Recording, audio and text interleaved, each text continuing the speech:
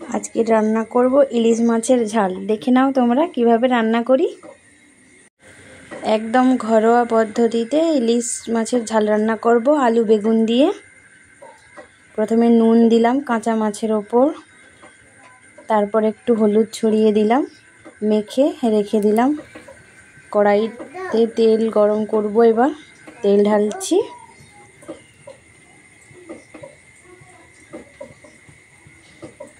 এবার একটু খুন্তি দিয়ে নাড়াচাড়া করে দেব তেলটা গরম হোক, তারপর মাছগুলো দেব তেলের মধ্যে।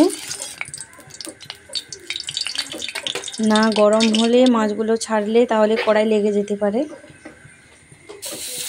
মাছগুলো দিয়ে দিলাম এক এক করে।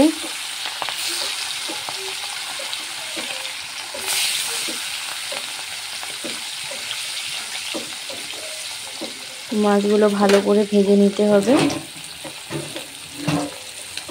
মাছগুলো উল্টে নেব, এবার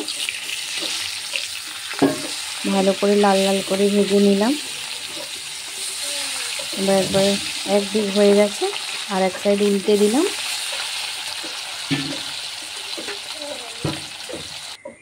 ওই একই তেলে আলু আর বেগুনগুলো হালকা ভেজে নিলাম নুন হলুদ দিয়ে। আলুগুলো তুলে নিলাম।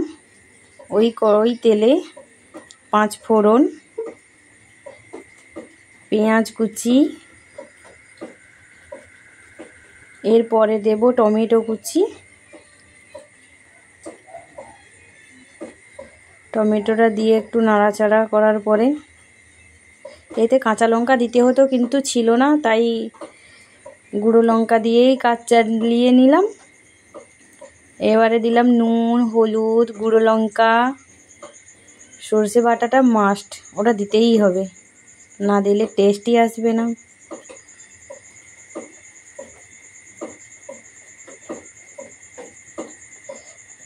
মশলা থেকে তেল ছাড়লে, হালকা হালকা তেল ছেড়েছে, দেখো ভালোভাবে তেল ছাড়লে ওর মধ্যে দিয়ে দেবো সর্ষে বাটার জল।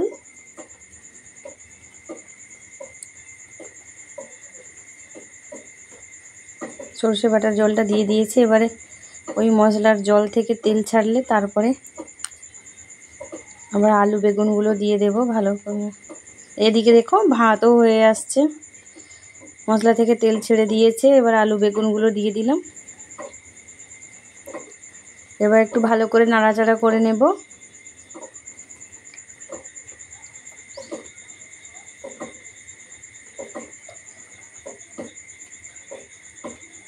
মশলার সঙ্গে আলু বেগুনগুলো ভালো করে নাড়াচাড়া করে নিলাম।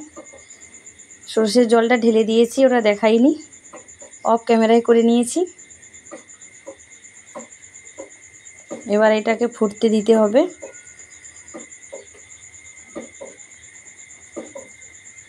টকবক করে ফুটছে, এবার এর মধ্যে মাছ দিয়ে দেব।